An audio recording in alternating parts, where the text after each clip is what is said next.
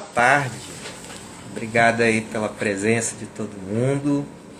Sejam bem-vindos e bem-vindas aí ao espaço da Temiporã. Saúdo aí as pessoas que estão chegando aqui pela primeira vez, né? A professora Ceânia, a própria Júlia, né?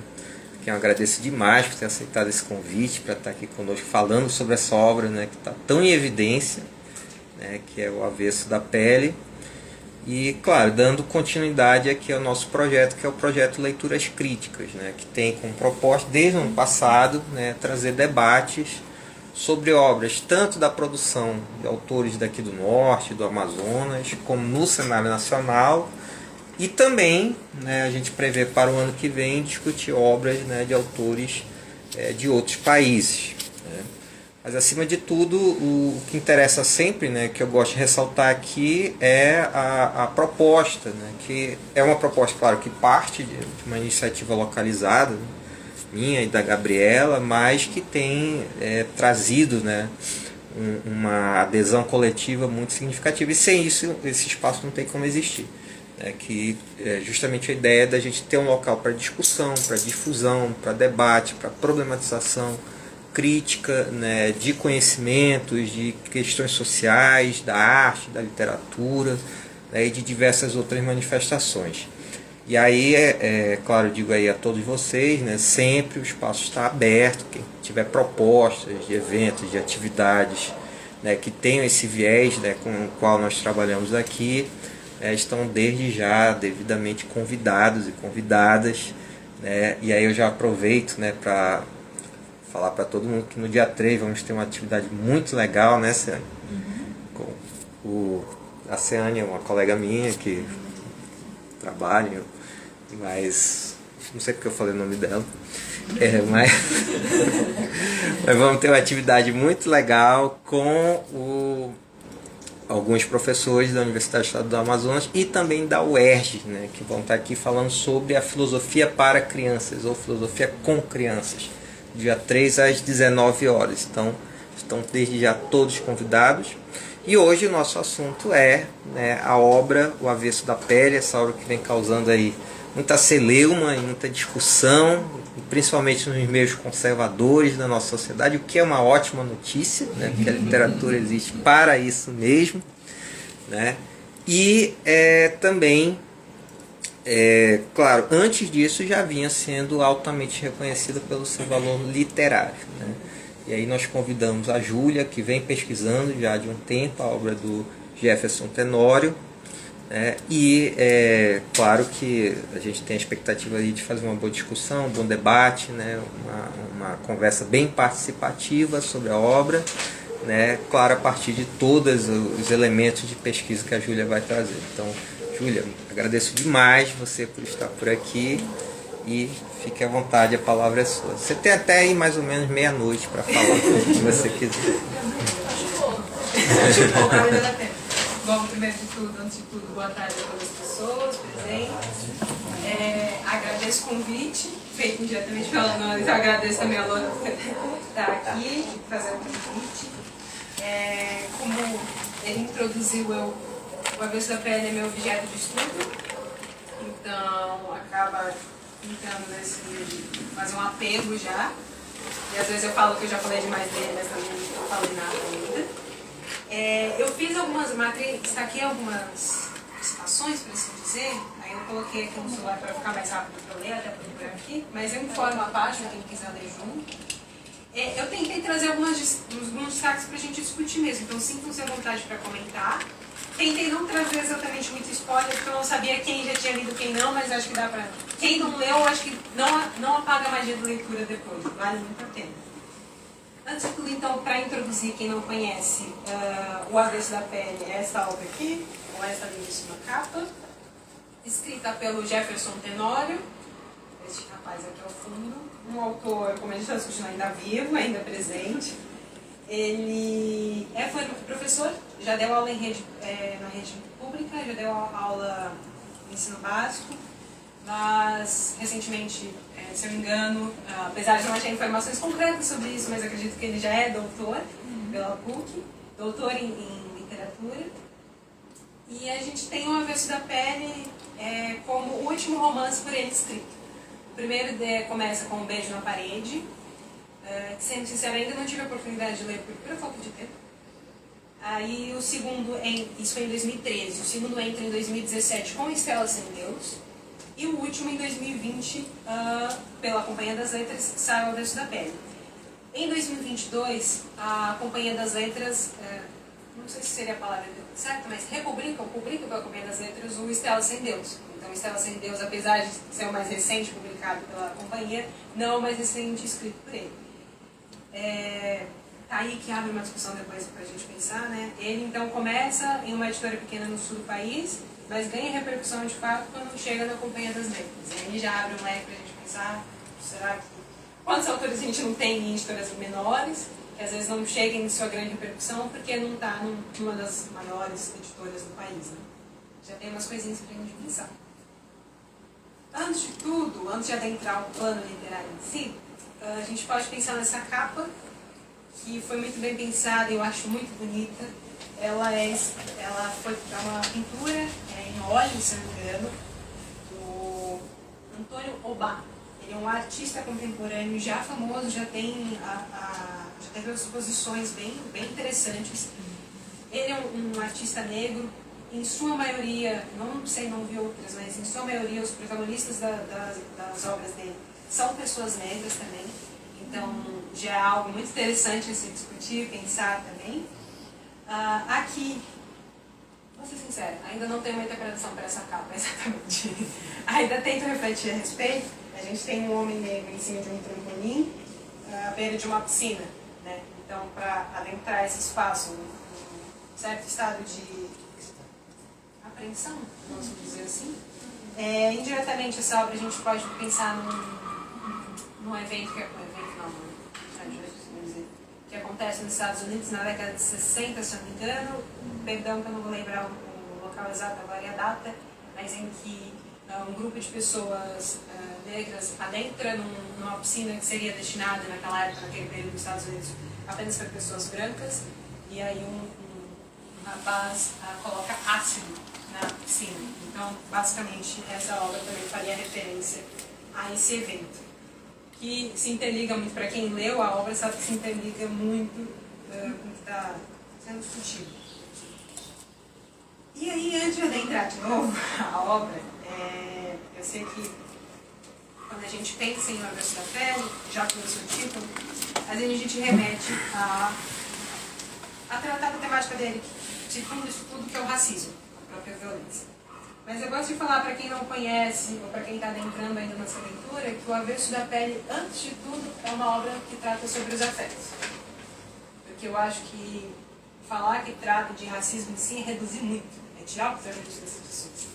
Tanto que algumas pessoas já ouviram falar sobre isso. Tem uma canção do Emicida, que é o Amarelo, e aí num trecho final, e eu leio ela toda muito interessante, mas o trecho final que ele fala: por fim, permita que eu fale, não as minhas cicatrizes. Achar que essas mazelas me definem é o pior dos crimes. É dar o troféu para o nosso algoz e fazer nós sumir. Eu falo isso porque é até irônico, porque na minha pesquisa eu abordo justamente a questão da violência, mas eu acho que reduzir esses personagens a apenas as mazelas, apenas os casos de racismo, sofrimento, é cruel uma parte disso. Então, antes de tudo, eles são, quero falar, seres humanos, são personagens que têm a sua história, eles também estão narrando. A gente está falando de um autor negro, um homem negro, sim, ainda está no sul, no sudeste do país, mas a gente sabe que por muitos anos ele não faz parte do que tradicionalmente a gente vê no cânone literário brasileiro, por exemplo. A gente vai ignorar o cânone? Não, mas a gente também questionar ou perceber essas ausências, né? Então, é um ponto que a gente já está aí pensando nisso. Então, antes de tudo, O Avesso da Pele é uma obra que fala sobre os afetos. Para quem não leu, em O Avesso da Pele a gente tem o Pedro, um homem negro que tenta recontar e reconstruir de alguma forma a história de seu pai, Henrique, que foi assassinado em uma abordagem policial. Calma que se eu falar que ele foi assassinado não é spoiler, já que na primeira página a gente já vai entendendo isso. Então é a partir daí, e é na visão desse filho, é na visão desse personagem, que a gente vai ter acesso a todos os detalhes dessa narrativa, os detalhes dessa obra. E aí eu peço licença para ler já esse primeiro capítulo, porque eu acho, ele é curtinho, mas eu acho que é muito interessante. Já a página 13 aqui. E aí começa o seguinte: isso é o Pedro, tá? O filho narrando. Às vezes você fazia um pensamento e morava nele. Afastava-se, construía uma casa assim, longínqua, dentro de si. Era esse o seu modo de lidar com as coisas. Hoje, prefiro pensar que você partiu para regressar a mim. Eu não queria apenas a sua ausência como legado. Eu queria um tipo de presença, ainda que dolorida e triste. E apesar de tudo, nesta casa, neste apartamento, você será sempre um corpo que não vai parar de morrer. Será sempre o pai que se recusa a partir. Na verdade, você nunca soube ir embora. Até o fim, você acreditou que os livros poderiam fazer algo pelas pessoas. No entanto, você entrou e saiu da vida e ela continuou áspera.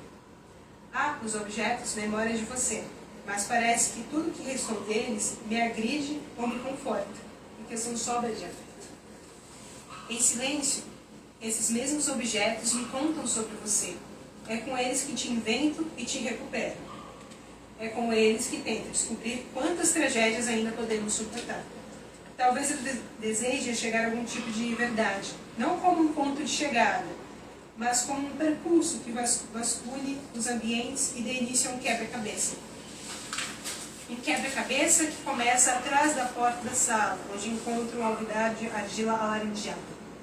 Dentro dele, uma pedra, um altar, enrolada em guias de cores vermelhas, verdes e brancas, um orixá.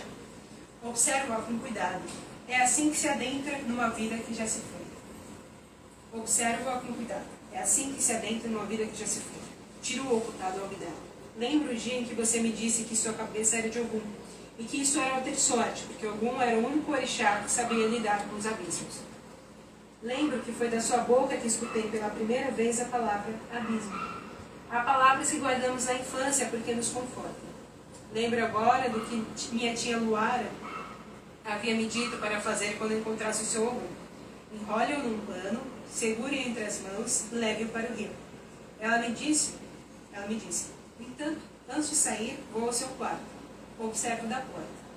Há roupas espalhadas, outras jogadas dentro do armário. Sobre a mesa, há canetas sem tinta, meias sem par misturadas a notas de supermercado, há cadernos e papéis, há pastas com provas e redações dos seus alunos. Teu caos me comove. Olho para tudo isso e percebo que serão estes objetos que vão me ajudar a narrar o que você era antes de partir. Os mesmos utensílios que te derrotaram e que agora me contam sobre você. Os objetos serão o teu fantasma a me visitar. Bom, teoricamente, eu acho que essa parte, só esse daqui conquista, assim, a depender da leitura, ela já te prende. Mas eu acho muito simbólico ler esse primeiro capítulo, porque a gente já tem muita informação aqui do que a gente espera. A gente já sabe que a gente tem um filho que narra, que fala um você, e aí a gente entende que esse você, que às vezes parece assemelhar a gente, mas na verdade é de energia desse pai, que já não está mais vivo, que já não está enfim, nós não está mais junto a esse filho. E aí a gente tem pequenos, como eu posso dizer, pequenas pistas, né? Então ele fala, esses objetos são sobras de afeto, então a gente já vai entender um pouquinho de como foi essa relação. Talvez eu deseje chegar a algum tipo de verdade, não como um ponto de chegada, mas como um percurso que vasculhe os ambientes e dê início a um quebra-cabeça. Ele também está montando essa narrativa junto com a gente, para conseguir entender. E aí o que é muito importante, ele monta essa narrativa para a gente. Então tudo que está aqui, querendo ou não, é na visão do Pedro. Né? A gente não tem exatamente uma certeza, uma voz direta de tudo que teria acontecido. Passa pelo filtro do Pedro. Bom, aqui eu acho interessante, eu não vou dar spoiler do último, mas para quem leu, fazer uma releitura, o primeiro capítulo, ele parece casar muito com o último capítulo. Se vocês perceberem, é como se fosse o mesmo ponto. Tem algumas mãos. Isso, é quase como... Eu brinco que, eu não sei como funciona para vocês, cada vez mais frente, Mas quando eu leio, apesar de eu não conseguir enxergar o rosto, eu vejo como uma câmera, como um filmezinho sendo construído. Então, pra mim, é como se um jogo de câmera fosse o personagem, o Pedro tá ali, e a câmera foca nele, ele fecha o olho, acontece toda essa narrativa, ele abre o olho e tá naquele espaço novamente. E aí é o início ao fim do romance. Eu acho muito bem escrito, na verdade, também. Quando isso aconteceu, eu... Nossa, que legal, que interessante. E aí, para começar a falar do Henrique, eu pulo algumas partes. Então, o Henrique é justamente... É dele que a gente vai... O Henrique é o pai, tá? Então, é dele que a gente vai ter mais informações nesse início. E para entender esses personagens, a gente vai pro... Pedro leva a gente, na verdade, realmente para a juventude, para o passado deles. E aí, o que significa ser um homem negro? Para quem questiona, para quem adentra isso? Muita coisa. E aí, se ficar muito monótono, vocês podem referir, tá? Eu vou para um trecho, para quem já leu sabe, que é quando ele está no ponto de ônibus, Henrique ainda jovem, 12, 14 anos, se eu não me engano. É a página 18, tá? Para quem está com o livro. Eu anotei no PDF, era a página 15, você está com o PDF aí. Está no livro? No e-book. Está no livro, página 18. Não, você está no Rio, sabe? Ah, sim, sim. E aí ele fala... Eu vou dar uma... eu vou dar eu dou uma entrucada, tá? Para não ficar muito longo, mas está aqui. Depois eu conto com vocês, acho que... Como é que começa a página? Isso aos 14 anos, quando você estava no ponto esperando o ônibus. Quem não tem impresso, quero dizer que nós temos aqui para vender, viu? Fica à vontade para adquirir. O ruim do e-book é que quem tem e-book não tem a paginação, né? Vamos lá. Aí eu começo aqui.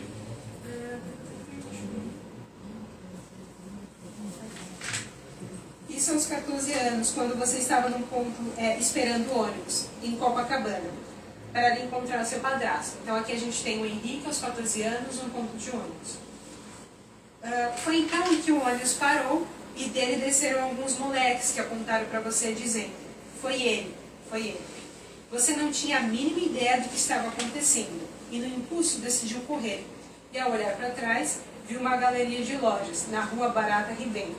Você entrou no primeiro lugar aberto e encontrou uma igreja evangélica Assembleia de Deus. Aos 30 anos, você até pensou que deveria ter se tornado pastor para retribuir sua salvação. Você entrou e se escondeu atrás de dos bancos. A igreja estava vazia.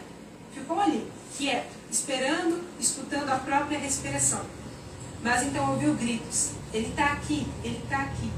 E de repente a igreja foi invadida por sabe-se lá quantos daqueles moleques sedentos por vingança. Um deles te achou e te apontou. Em instantes vieram todos para cima de você.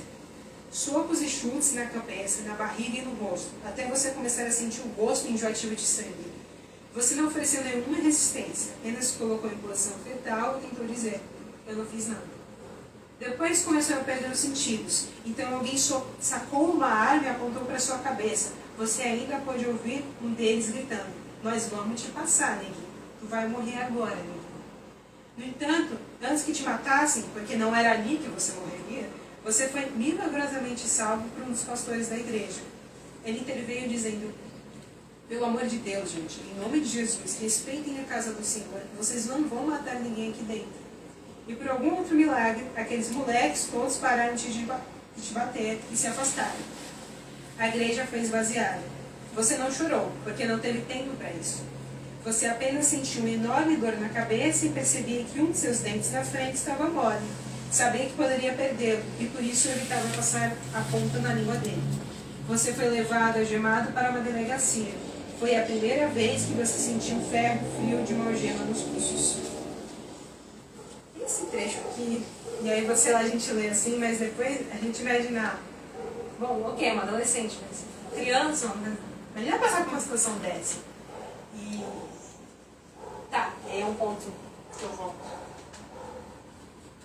Aqui é um homem negro, e nesse ponto a gente está falando quase uma criança, um adolescente negro, falando, narrando, passando.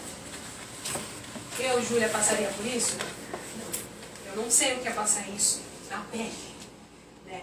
Eu falo, eu leio, pesquiso, discuto de um lugar que não vou ser irônico, não vou ser, né? É confortável até, porque pra mim aqui a ficção é a literatura. Eu me emociono, eu me empatia, coisa, mas aqui sempre não é no plano do real, né?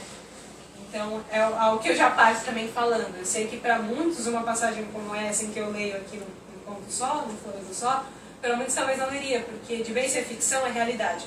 Já aconteceu, já feriu. Mas voltando, a gente imaginar um adolescente passar por uma situação dessa é muito complicado. Para quem não teve a oportunidade de ler, por que os moleques correram atrás dele?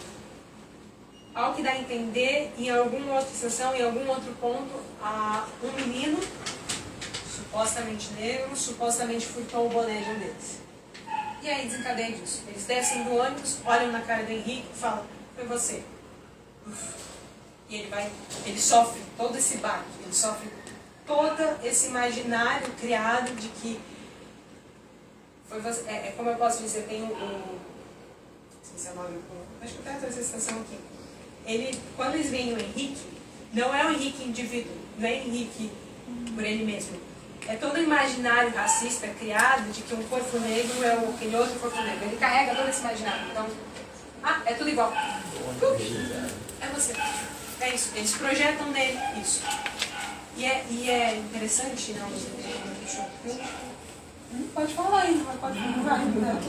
Já meio que, eu não sei qual é a palavra que se usa, mas já meio que anuncia que vai vir mais à frente. Exatamente. É a porta de entrada. É por isso que eu falo, ele vai dando pistas. Se a gente for parando, ele vai dando pistas do que vai acontecendo. Ele vai soltando ao decorrer disso. O que literária falando, a ponto de vista narrativa sendo construído, eu acho muito interessante. Né? E aí que muitas pessoas, já volta aqui também, uma das coisas que as pessoas tocam, né? De quando a gente vai ler obras contemporâneas ou que tratem essas temáticas, vai falar, porque você se preocupa com o conteúdo e não com a estética literária, não sei se seria essa palavra, mas a forma literária. E aí a gente encontra uma obra como essa, que particularmente, eu não sou um crítico literário de fato para discutir isso, mas para mim é muito bem escrita, muito bem construída. Então não dá para usar como argumento que vocês estão privilegiando o conteúdo. Não, pelo contrário. Eu acho que a cena da escola é a principal, assim, que você percebe quão difícil deve ter sido ele construir essa narrativa, porque só naquela cena da escola, tá se passando aqui, tem uma camada ali da história, né? Aí demora, acontece cada coisinha e ele faz um link pra outra história. E assim ele faz vários links, parece uma árvore crescendo. E depois ele volta. E ele volta, é quase não sei se uma textura que ele vai entrelaçando e ele consegue os pontos conectar muito bem. Tem outra coisa, eu estou destacando os pontos, mas se alguém quiser voltar a retornar, fiquem à vontade.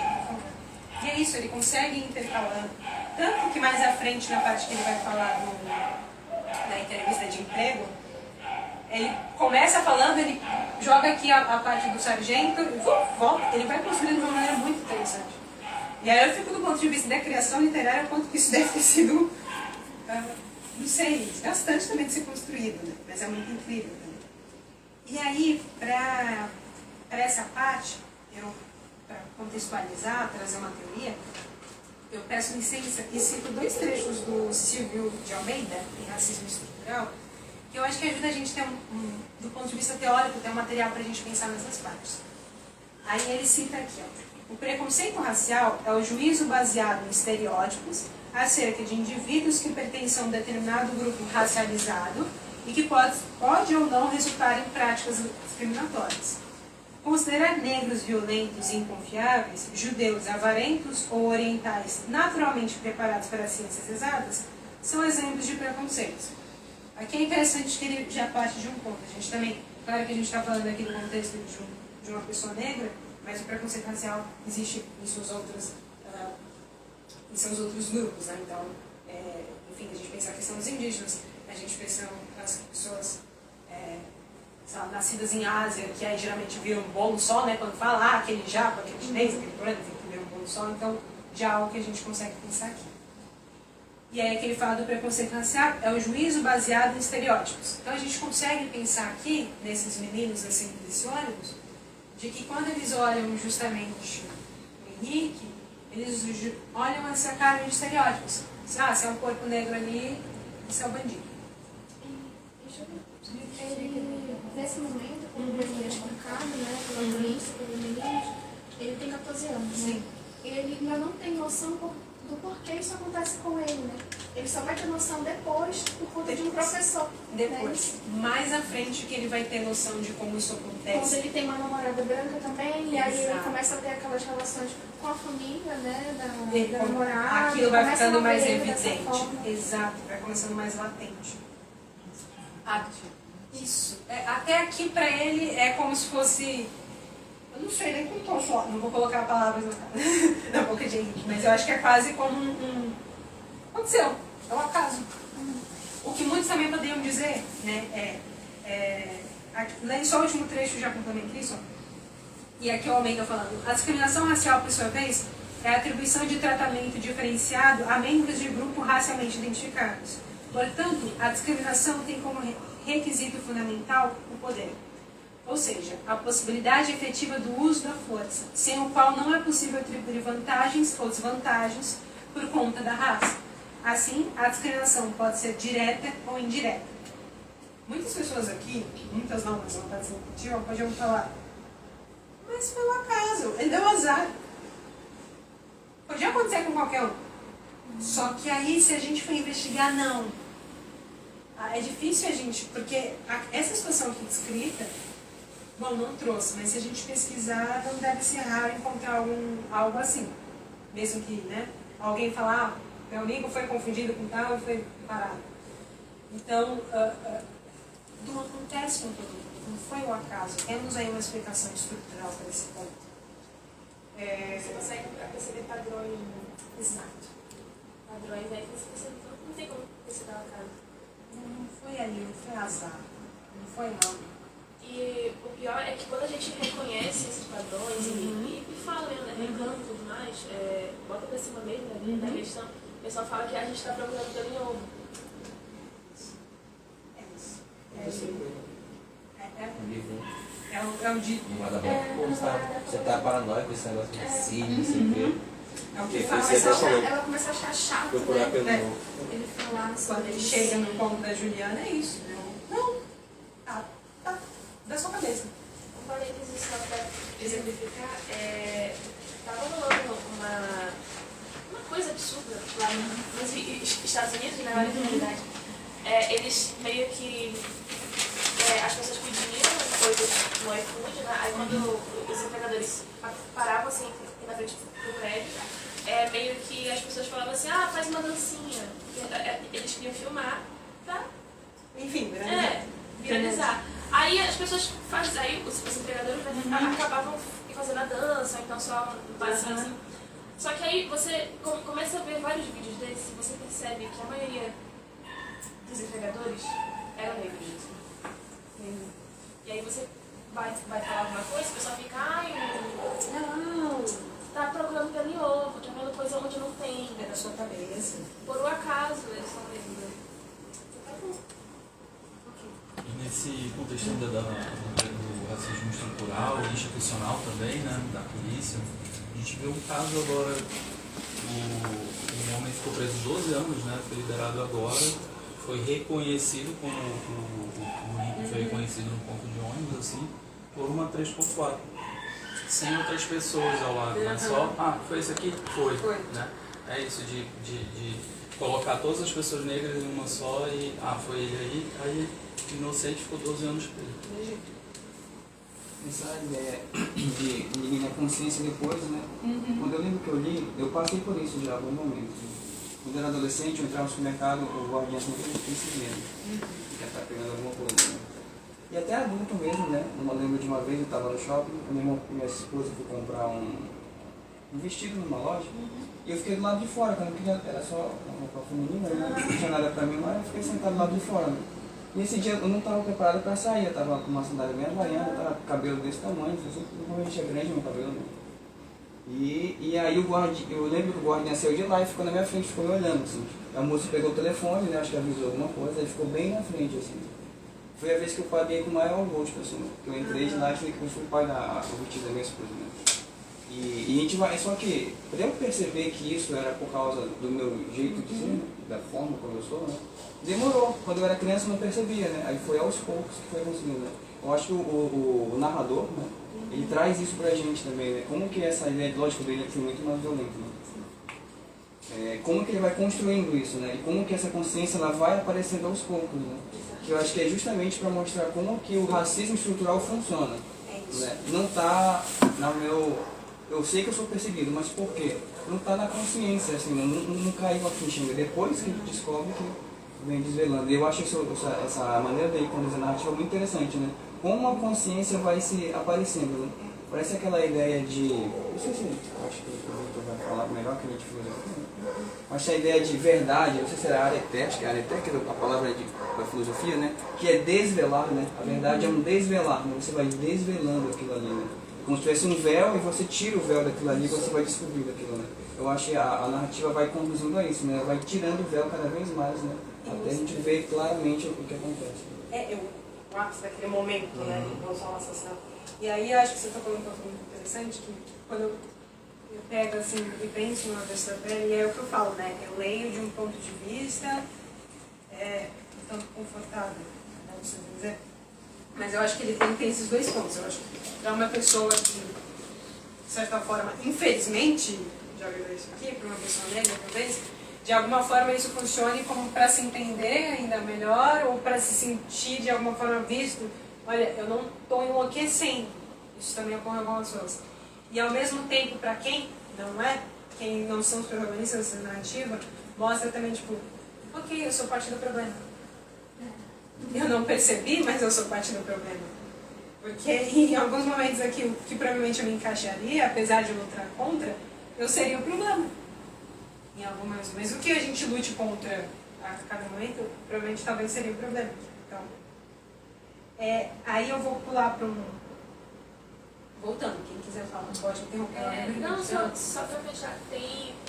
E também é interessante não só a maneira como ele retrata as pessoas negras, mas também as pessoas brancas, porque apesar de ter personagens como o policial, moleques, enfim, todos esses, tem outras pessoas do convívio deles que você percebe também que elas não percebem que estão sendo racistas. Isso acontece demais. Um momento muito emblemático, eu acho que, eu não vou saber citar, mas é a Madalena, que é a que adota, a que adota a mãe do... A Marta. Isso, do Pedro. E aí meio que, eu não sei qual é a cena direito, mas parece que a menina começa a perceber que ela é tratada de um jeito diferente. E automaticamente a Madalena, ela fala assim, olha, não deixa eles fazerem isso contigo, tipo, não se sinta assim, não assim. Se sinta reduzida, não deixa a gente reduzir porque você é negra. E tipo assim, pra menina, aquilo foi tipo, por que ela tá falando isso? Mas assim, você percebe que ela já tinha noção que tipo, foi automático já. Ela já sacou, então tipo, não tem essa coisa, tipo, ela sempre soube que a filha dela ia passar por isso. Tem depois eu até chegando nesse ponto, depois eu até em discussão não, né? A professora me levantou assim um aspecto sobre isso, mas eu já chego lá também. Mas muito bem lembrado, muito bem lembrado. Bom, eu vou citar então rapidamente outra passagem que eu acho muito interessante, apesar de dar muita gastura, que é da entrevista de emprego, gente. Bruno! É a página 20. Percebam, a gente está em 20 páginas do romance. Só isso. É a página 20, eu não lembro aqui em que parte eu peguei. Uma frasezinha pra eu lembra o dia em que os sócios. Eu marco aqui, aí é interessante. Quarta linha, isso, da página 20. Lembra o dia que um dos sócios foi entrevistá-lo para a vaga. Você tinha 19 anos. Ele chamava Bruno Fragoso. É uma vaga para office boy, tá, gente? Tinha 42 anos, o Bruno. O Henrique, 19. Era um homem baixo, calvo, de rosto angulado e, embora não fosse fumante, tinha uma voz rouca de fumante. Ele te fez esperar por 40 minutos porque queria parecer ocupado e importante. No entanto, anos mais tarde você descobriu que ele, na verdade, ficava na frente do computador jogando paciência ou vendo pornografia. Depois do tempo de espera, Bruno apareceu. Apertou sua mão, sentou-se na sua frente e ficou te observando. Você tinha 19 anos, mas ainda não sabia muita coisa sobre autoestima, nem sobre se valorizar e essas coisas necessárias para manter a sanidade. Por isso, não conseguiu olhar por muito tempo nos olhos dele. Bruno percebeu isso. Você era tudo o que ele precisava. Você era uma presa fácil. Assim, com o total domínio da situação, Bruno disse com muita naturalidade que não gostava de negros. Você levantou os olhos. Bruno não se intimidou e repetiu a frase. Não gosto de negros. Talvez ele esperasse alguma reação sua, mas nada aconteceu. A gente já discutiu isso. Você permaneceu imóvel. Depois, Bruno se ajeitou melhor na cadeira e justificou. Não gosto, pois... Não gosto porque eu tinha um sítio em Garibaldi, um casal de negros... Não gosto porque quando eu tinha um sítio em Garibaldi, um casal de negros que trabalhavam para mim como caseiros me roubou. Levaram tudo que eu tinha na minha casa. Desde então, não confio mais em negros. Até aquele momento, você nunca havia sofrido racismo assim, tão descaradamente. Não que você se lembre. Aqui é bem... toque justamente o que a gente estava conversando agora. Por que talvez ele não reage?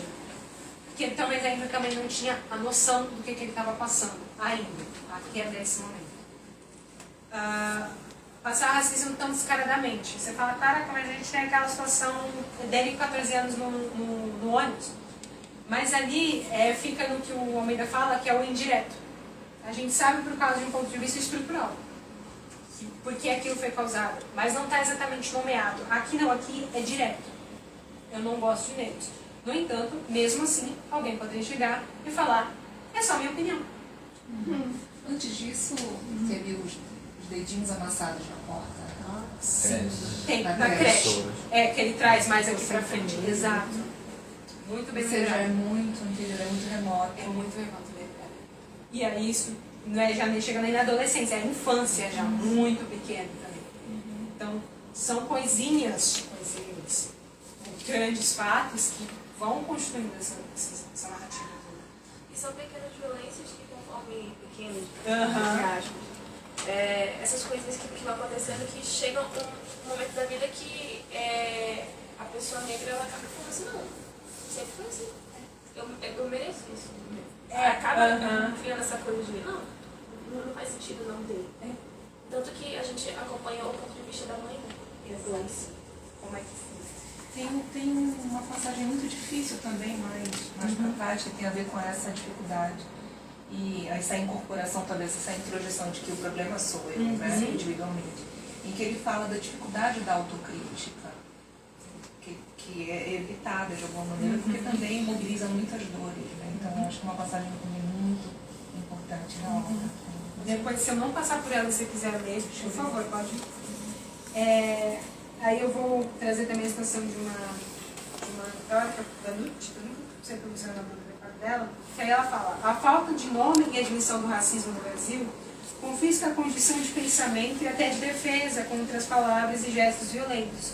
Resta em seus corpos a marca dolorosa e enclausurada da brutalidade. É o que você acabou de dizer. Se a gente não admite que existe, ele fala, normal. É o que ele coloca aqui, essa palavra, eu imagino, não está à toa. Bruno disse com muita naturalidade. Porque, infelizmente, é naturalizado. É normal. É algo... acontece. E sempre tem uma justificativa, entre aspas, né? No caso dele foi, porque negros me roubaram. Aí, é por isso que eu não imaginei. Agora imagina se fossem brancos, tu ia confiar mais nos brancos? Exato. Aquela ideia de que os negros pessoas negras são sempre É a mesma estereótipo. coisa. Exato, né? é isso. É a cara São do estereótipo. homogêneos. Isso. Se uma samba, todos sambam. Isso. Exatamente, é o estereótipo que carrega ali. Né? Então, é isso. Se você não admite que existe, e aí é uma coisa que a gente vive ainda em um território, um país, em que prega a miscigenação como um algo, do mundo paraíso perfeito, somos todos iguais, todos irmãos, só que não. Enfim, então é algo muito complicado. Então, não admite. Não existe não. Só não gosto, na minha opinião.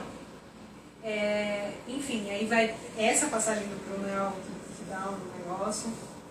Ele fala depois, que eu não vou ler pra gente no seu lugar, mas ele fala, eu vou te salvar das drogas. E aí eu pergunto, gente, que drogas? A síndrome de amarelo. E a síndrome do Salvador branco, lá, vou chegar lá, eu vou te salvar das drogas, se todo empresário fizer a sua parte, o país estava salvo, mas... Então, né, querido, não é exatamente isso. E é até irônico nessa parte do drogas, e aí é interessante que ele coloca, porque também mostra a questão não só da cor, né, do racismo, mas a da classe social, porque tem um amigo dele, eu não trouxe aqui para não ficar muito longo, mas tem um amigo dele que é o Juarez, Henrique, e ele é um homem branco, que só que é do interior também do sul, e aí vai para Porto Alegre, e aí, é ele que se envolve com drogas, é ele que passa a vender as drogas. E aí eu acho que é muito irônico esse trecho, né, de como fica. Talvez se fosse o Juarez aqui nessa entrevista, o Bruno não teria esse pensamento, muito provavelmente. Dá pra pensar nisso. E aí eu vou adentrar já, e aí gente, sintam-se à vontade para entrar, mas eu já vou adentrar então, já mais à frente, no caso da Juliana. A Juliana, contextualizando, eu acho que começa lá na 23, ela foi a primeira, né? Eu acho que é a primeira namorada do Henrique, isso ainda ele estava com 19 anos. E aí ela é uma mulher branca, uma menina branca, ruiva, eles estão ainda no sul do país. E aí começa. Foi com a Juliana que você começou a desconfiar da sua condição como homem negro no sul do país. Foi caminhada de mãos dadas com ela pela rua da praia, no centro de Porto Alegre, e você começou a notar os olhares, às vezes acompanhados de piadas racistas. Vendedores ambulantes dizendo, a boca pequena, que ela só poderia estar com você por dinheiro, pois uma branquinha daquelas, com um neguinho desses, não podia ser. Aqui é esse primeiro impacto, e aqui é que começa a virada de chave, eu acho que para ele, um pouquinho mais à frente, porque começa a nomear muito, e é também porque ele começa as aulas com Oliveira, né? Mas aqui começa a ser nomeado, e aí a gente tem claramente uma branquinha daquelas com um neguinho desses, não podia ser. E mais uma vez, você reduz a todo um grupo de pessoas em que ela não poderia oferecer, e aí se reduz o melhor, um grupo, né, ainda nem eles indivíduos, mas eles não poderiam oferecer algo, atrair alguém, ou ser minimamente digno de afeto, a não ser se tivesse algo a oferecer para construir. Eu imagino nessa cena, quando ele tem esse discurso, como uma estrutura, como se essa Juliana fosse superior a ele, então para ele ser digno de estar no relacionamento com ela, ele teria que ter algo a oferecer. E aí, no caso, seria a questão do dinheiro. E é muito complicado, enfim, violento. Infelizmente, eu, por exemplo, não vi direcionado a mim, claro, mas eu já vi pessoas, a casais exatamente assim, e falar, não, ele deve ter alguma coisa, ela tá com ele assim, e é alguma coisa que tem que oferecer. E é bem, enfim, só o início da ponta desse negócio todo. E aí a gente tem a parte que ele vai pro domingo, churrasco de domingo. Ai, essa parte aqui é ótima, nossa, vamos à vontade. Que aí a gente chega na página 29. E aí é o que você falou, né, como é que ele constrói. A gente na 22, aí ele entra com a história do Juarez, entra com a danceteria e a gente volta lá pra 29, que é a Juliana. Ele fala, sobre onde eu comecei. Gente, perdão. Acontece. Aqui. E quando você foi apresentada, mais ou menos pro meio do texto, tá, gente? Na 29. E quando você foi apresentada à família de Juliana, quando naquele almoço de domingo, o tio dela, de 54 anos, o Simval, o motorista de Kombi escolar, te chamou de negão, você não se importou. Não se importou porque aquilo significava algum tipo de intimidade. E você, enfim, estava sendo aceito pela família branca da sua namorada. Acontece que em pouco tempo você não só passou a ser o negão da família, como também passou a ser uma espécie de para-raio de todas as imagens estereotipadas sobre os negros. Pois disseram que você era mais resistente à dor, disseram que a pele negra custa envelhecer, que você deveria saber sambar, que deveria gostar de pagode, que deveria jogar bem futebol, que os negros são bons no atletismo. Isso não pode. Que os negros são ruins como nadadores. Que os negros são ruins como nadadores, perdão. Já viu algum negro ganhar medalha olímpica na natação? Agora, olhem lá nas corridas. Vocês ganham tudo. Essa parte aqui me quebrou. É porque desde cedo aprenderam a correr dos leões na África. Não vê como aqueles quenianos sempre ganham na São Silvestre? E aí a gente fala, né? Enquanto isso, a Juliana era bombardeada pelas primas e amigas que nunca tiveram namorado negro. Perdão. Então, como ele é? Tem pegada mesmo? Como dizem dos negros? Como ele é grande? É verdade que eles são insaciáveis? Qual o cheiro dele? Juliana ficava incomodada, mesmo querendo parecer natural. Aqui essa parte, a gente tem a definição da carga toda estereotipada. Primeiro, em volta que você já falou, você tem que saber sambar, tem que ser bom no atletismo. Mas não é qualquer atletismo. A água não. A água não, tem que saber correr. Porque se for outro, não serve. Não está dentro do estereótipo. Essa parte me lembrou muito uma leitura que eu fiz do Fanon, não? Fanon e... Pele negra mais pra dentro, né? Claro. Que ele vai aí falando que o corpo do negro é sexualizado, né? Sim. Inclusive ele aponta a pesquisa, ele traz a questão do órgão genital, né? Que tem também isso lá na França, que era o contexto social que eles estavam inseridos. E que ele pegou algumas pesquisas e disse que não, isso daí não é comprovado cientificamente, mas eles insistem, né? Que o corpo tem que ser sensualizado, né? É isso. E aí a gente pensa em muito tempo. Você lembra que você passou aqui. Perdão, eu lembro que você falou que um amigo, que na verdade não sei se era seu amigo, um grupo de. Eu acho que foi você, você estava numa roda e falaram que. Cientificamente, o cara falou, não, mas é científico comprovado. Sim. Você pode compartilhar? Foi, assim, eu tava. Minha amiga arranjou um namorado lá, enfim, aí fomos pra uma conversa assim, né, em grupo, né? Infelizmente eu estava lá. E aí ele começou a falar assim, não, porque. Não lembro agora o motivo dele ter falado isso. Era algum assunto que caiu nisso. Ele falou assim, não, porque realmente os negros, eles são melhores no basquete. Entendeu? É cientificamente comprovado que pessoas negras são boas em atletismo, não sei o que. Meu amigo, basta agora tu falar que mulher negra quando vai parir e você tirou ele. Não, pois é. Então, um susto. Porque teve casos, né, tiveram vários casos também de, tipo assim, hospitais que tinham pouca anestesia, aplicavam só para as mulheres brancas, porque, teoricamente, elas não são tão resistentes à dor quanto a mulher negra. Você acredita, né? E aí tem essa coisa do atletismo, né? Que é muito associado. Aí eu mandei ele assistir com, eu falei assim, olha, eu não vou mandar tu ler um livro, porque evidentemente não vai surtir efeito. Mas assiste esse filme aqui, ó, uma legal, terror. Você vai gostar.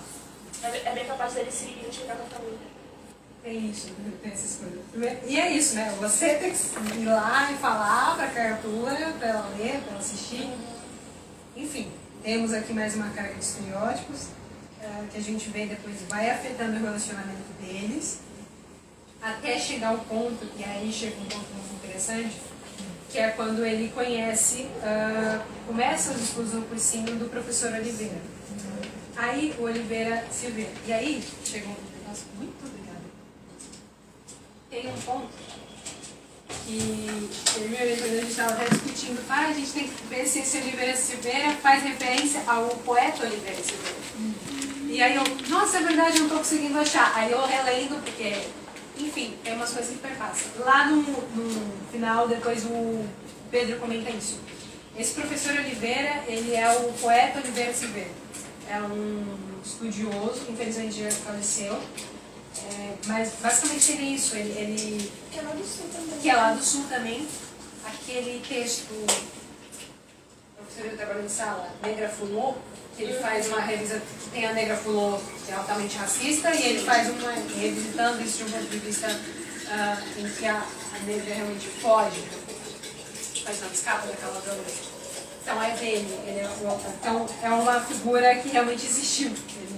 E se eu não me engano, ele é um dos responsáveis pelo Dia da Consciência Negra. Então, assim, para a grau de citação é bem interessante essa referência que ele faz. E aí, então, bom, é o que chega. Quando ele conhece o professor Oliveira, o negócio muda de figura. O professor Oliveira, ele se mostra como a pessoa que introduz ele a essas leituras, esses discursos. Ele fala, ó, sabe isso que você vive? Não é só você. Sabe isso que você vive? Não é só você. E isso acontece por alguma razão. E aí, como diria o professor, depois que você vê, não tem mais como desver. E aí a maneira que ele lidar com o mundo e com tudo isso à volta se modifica bastante. Tanto que afeta o relacionamento dele com a Juliana. E aí eu acho interessante, né? Porque, é claro, eu não posso falar. Não vamos passar pano para a situação toda. Às vezes ele, enquanto indivíduo, podia errar, né? Em algum sentido nesse relacionamento, em outros. Mas a parte sacar, a não compreensão dela do que ele passa, eu acho que não é um fator determinante para eles se afastarem, porque ela não consegue entender o que ele passa, você não entende minha dor. Então, se relacionar com alguém que não te compreende dessa forma é muito complicado. Então, por isso que eles acabam se afastando, terminam de uma maneira bem bruta, bem violenta, assim, vamos dizer, embora que eu vou te falar. Aí aqui eu peço licença de novo, só para caracterizar o que a gente estava falando, que é mais ou menos o Almeida fala, o Cid Almeida, ele fala: a permanência do racismo exige, em primeiro lugar, a criação e recriação de um imaginário social em que determinadas características biológicas ou práticas culturais, que é o que eu falo que é do basquete, atletismo, etc., sejam associados à raça. E, em segundo lugar, que a desigualdade social seja naturalmente atribuída à identidade racial dos indivíduos. E aí, esse trecho a gente pode emendar. Lembra que o Bruno fala, eu vou te salvar das drogas? Eu nem sabia se está de drogas. Ou, de outro modo, que a sociedade se torne indiferente ao modo que determinados grupos raciais detêm privilégios. Então, a permanência do racismo exige essa criação e recriação. Eu destaco esse ponto porque é que a gente pensa, tá, mas por que você fala isso? Porque isso exemplifica parte do discurso ali com o tio da Juliana, mas a gente pensar também o que a gente consome e produz, mas a gente acha principalmente do que consome, quanto literatura, a arte em geral, né? Mas a literatura, os filmes, as produções, porque depois que a gente começa a ver, a gente vai visitar umas coisas que a gente achava super legal em algum ponto, e aí a gente vai ver e fala, opa, então quer dizer que a menina negra, ela já é amiga da protagonista, não é protagonista? E ela tem que ser meio engraçadinha. Isso. E barraqueira. Pode falar. Uhum. Então quer dizer que aquelas pessoas que representam o lado pobre da cidade têm que ser negras? Então são pequenas coisinhas que podem parecer bobeiras em algum momento, mas quando você vai ver, tem um grau de significado muito gritante, muito exigente também. E pior é quando você se vê em uma situação em que você vê assim, tipo, negros tendo protagonismo, né, ganhando protagonismo, e aí todo mundo ao seu redor que passa a ser os incomodados. Você fica, uou, show! Aí todo mundo ao seu redor fica, pra quê?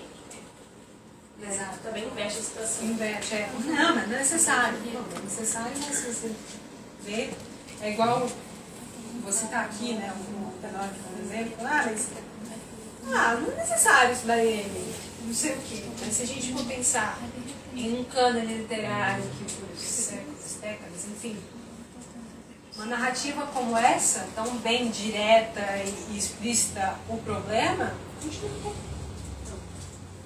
Então aí a gente entra e pensa nesse poder da arte, de como também pode ser uma ferramenta utilizada para um ponto de vista negativo, de só uma reprodução de estereótipos. E quando ele chega no cânone, é censurado, né? Pela elite, Tem que ser branqueado, né? Com o Machado, né? Exato. O Puxo também, não sabia. O Puxo era negro, né? E a gente nem percebe, né? Puxo, o fundador da literatura russa, era negro.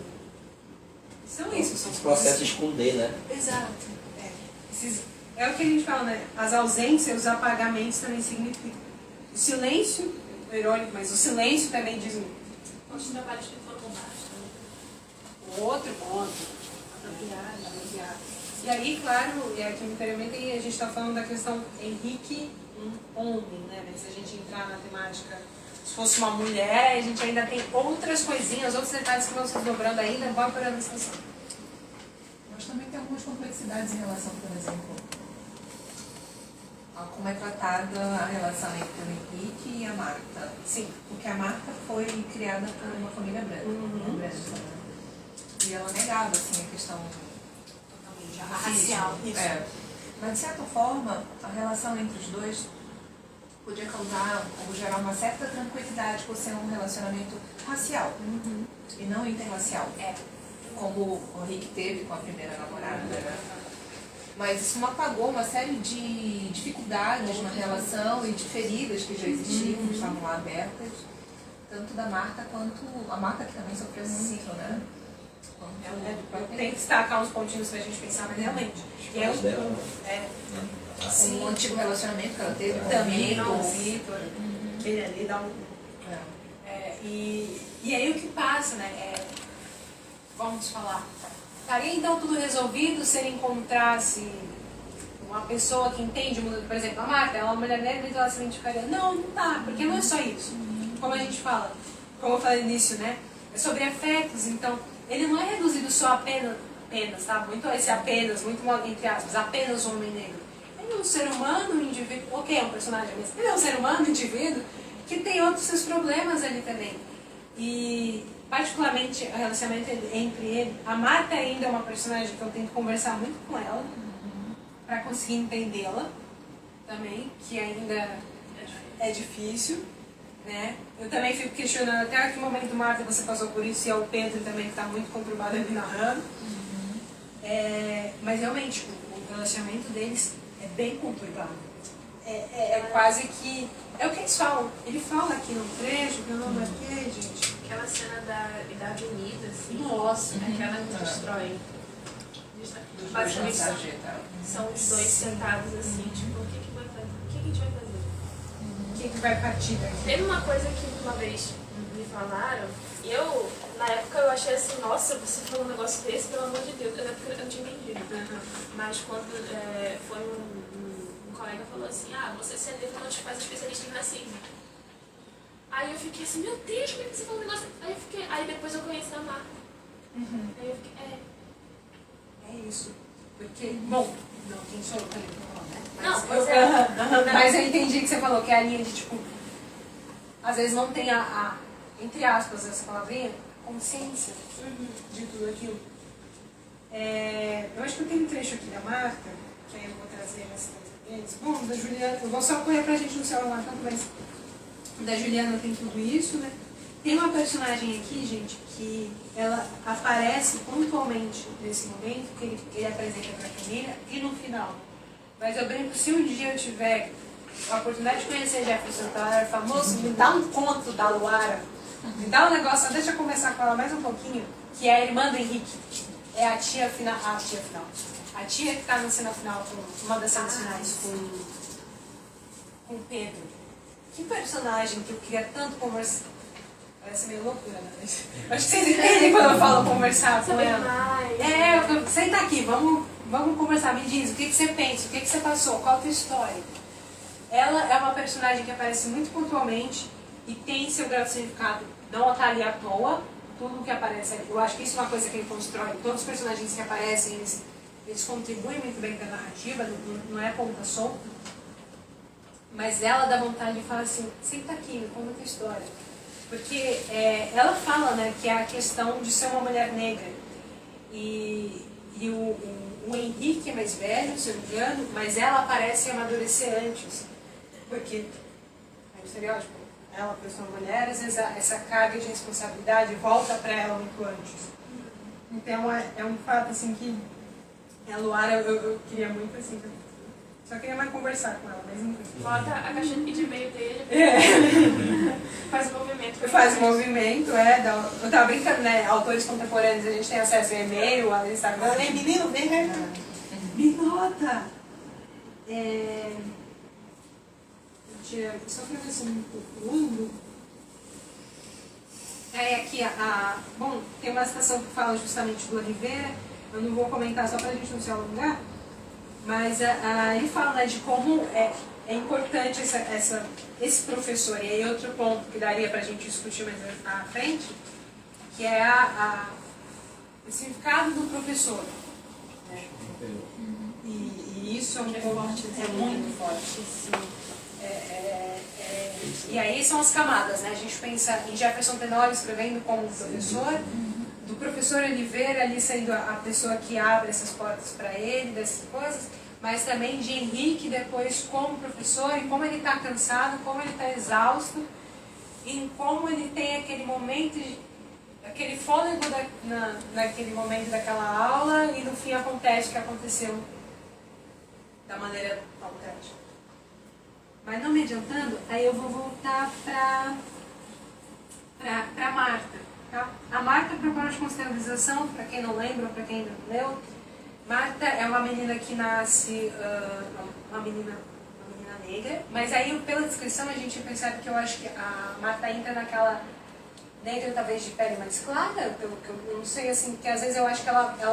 porque os problemas que ela passa, tipo assim, porque assim, obviamente tem diferença de uma negra, do racismo sofrido por uma negra étnica e uma negra de pele mais clara.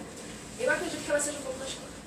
Eu não lembro assim, mas eu pego esses trechinhos. Grau de contextualização. Ela nasce em ela nasce em Porto Alegre mesmo, fica órfã, ela e os irmãos muito cedo, a mãe morre atropelada, o pai tem um infarto, se eu não me engano, um infarto. Ambos os pais tinham problemas com bebida. Era já um relacionamento que ela... E aí por isso que eu falo que eu tento entender a Marta muito, porque quando a gente vê o relacionamento dela com o Henrique, é bem complicado. Mas a gente olhando para a Marta, antes de a gente nomear a Marta como enfim, companheira de Henrique ou Marta, mãe de Pedro, existe a Marta, ela quanto indivíduo, quanto sujeito, ela passa por umas coisas também que você fala, caramba, alguém apoia. E se você não tomar cuidado na leitura, você pode odiar essa pessoa. Sim. É quase que... Não é pra acontecer, porque né, tem o contexto dela, não é à toa, mas se você não tomar cuidado, você acaba se afastando. Você vai... Eu acho que quando chega, você falou do relacionamento dele, quando chega essa fase, o que eu senti até agora é que tipo, não exatamente justifica a atitude dos dois, porque ela mas o Henrique também, mas acho que esse passado talvez explique algumas atitudes dele, ao que ponto que chegou, né? Aí eu vou pedir licença para ler esse trecho, que aí já vai estar lá na frente, que é ela numa discussão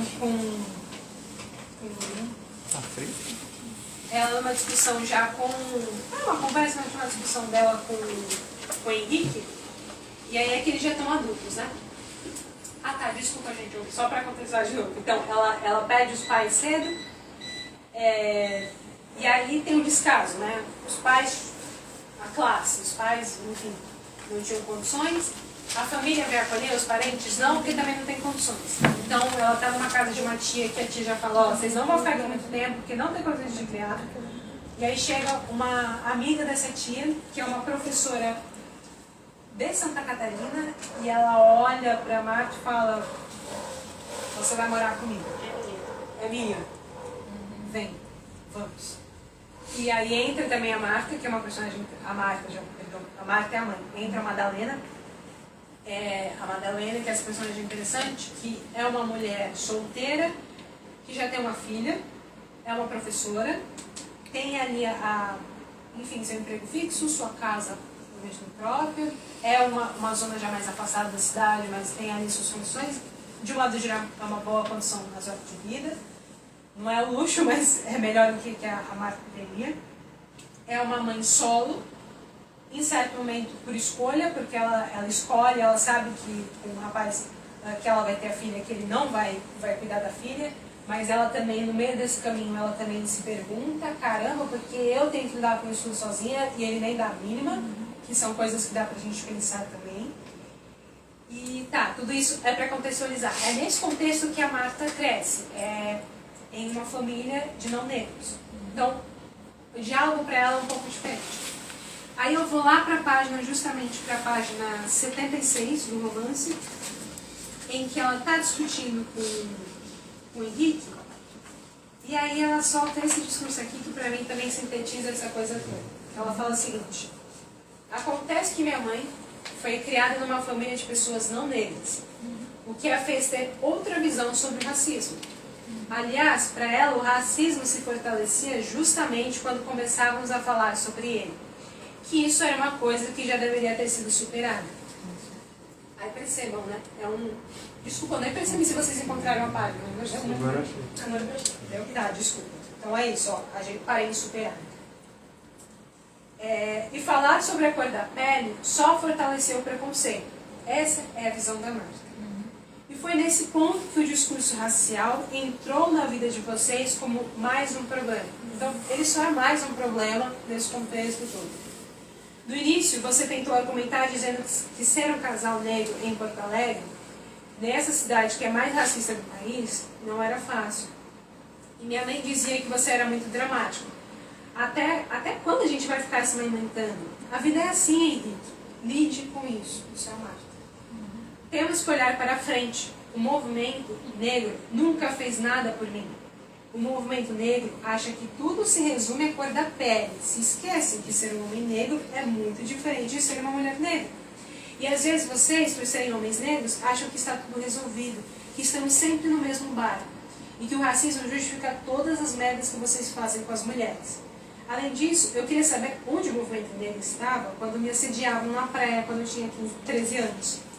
Onde o movimento negro estava quando não impediu que minha mãe morresse bêbada na rua. Eu queria saber por que ninguém se importou com ela, nem com os filhos dela. Minha mãe bebia para se proteger da realidade. Ela era uma mulher negra, na década de 80, com 4 filhos para criar. Era o mundo contra ela e contra nós. Ela era uma presa fácil, entende? Porque a gente às vezes cansa de suportar. E quem a manteve de pé até que pudéssemos sobreviver não foi o discurso do movimento negro, mas as garrafas de cerveja e a cachaça que ela conseguia beber. Eu não quero dizer que essa história de negritude não tem importância. Não é isso. Mas esse tipo de movimento coloca todos nós no mesmo balaio. Os negros são diferentes. Nós não somos iguais. Você, ao ouvir, pensava que talvez minha mãe tivesse razão. Entretanto, você não podia concordar com tudo, pois você achava que minha mãe estava individualizando uma questão que era, em sua raiz, um problema de ordem estrutural.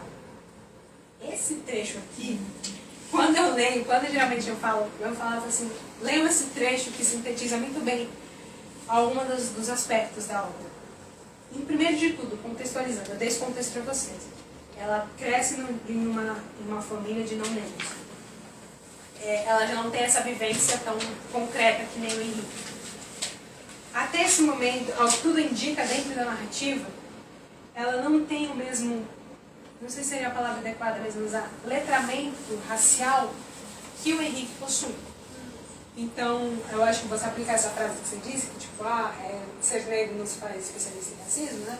Que é isso, que algumas coisas, como ela não debateu de alguma forma no teórico, talvez para ela não se enquadre muito bem. Então, eu faço esse recorte porque se a gente ler essa frase isoladamente, a gente pode ver, ela pode ser tirada de contexto e falar, tá vendo? Ela mesma está falando que isso daí é mimimi e não vale a pena. Mas não é isso.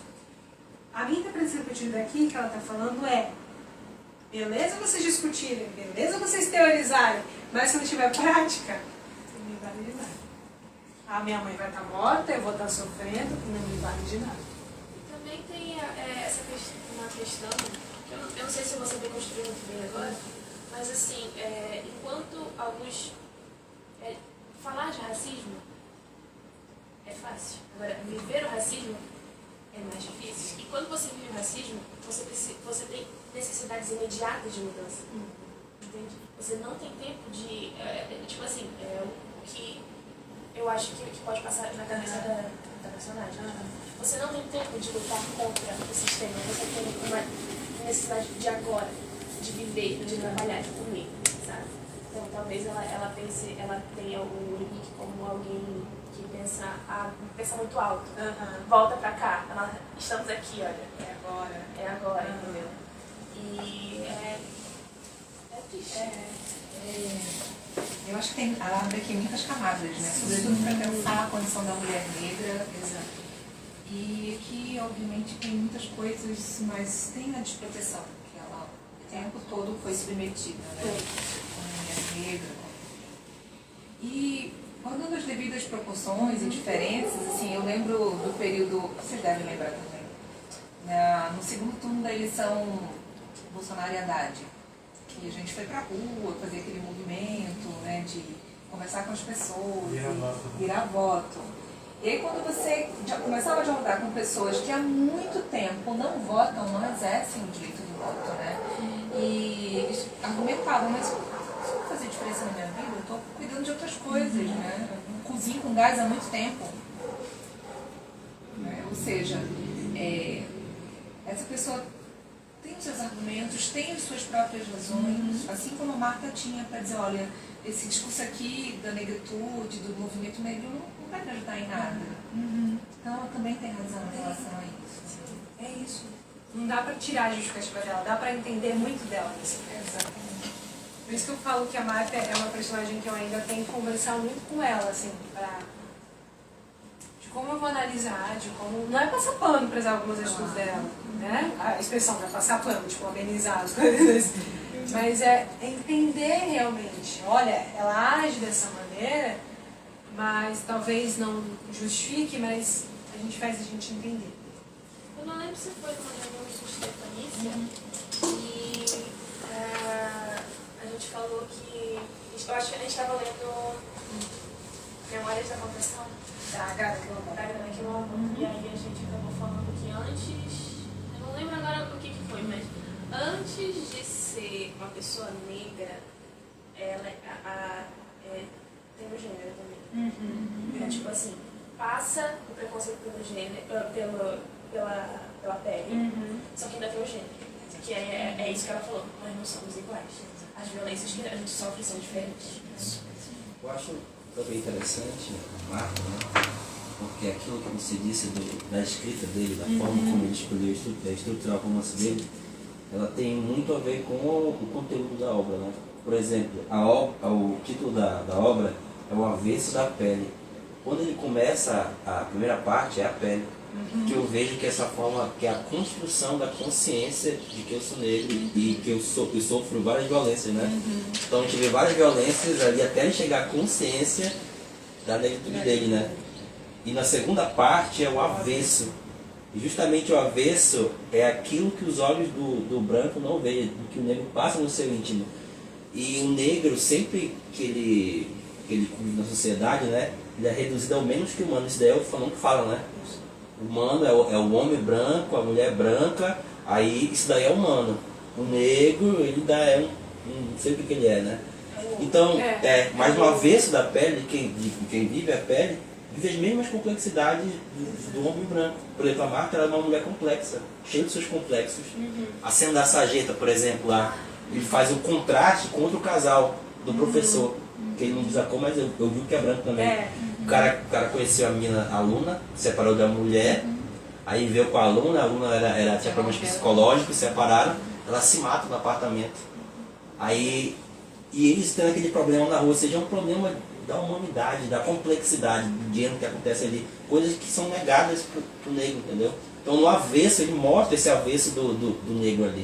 Então são várias situações, por exemplo, de segurança, de sensibilidade, de amor, de raiva, que não diz respeito ao branco, o negro, mas é do próprio ser humano.